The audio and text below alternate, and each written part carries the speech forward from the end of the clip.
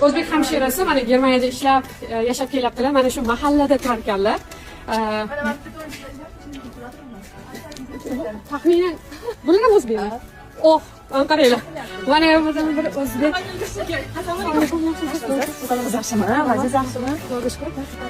O'zbekistonda qaranglar, bitta mahallada shuncha o'zbek, deyarli 10 ta o'zbek yashar ekan. Mazaya. Ha. Shunda taxminan mana shu mahallaning o'zida nechta o'zbek yashaysizlar? Voy, to'rt. Bu Germaniya emas, Germaniston bo'ldi-da.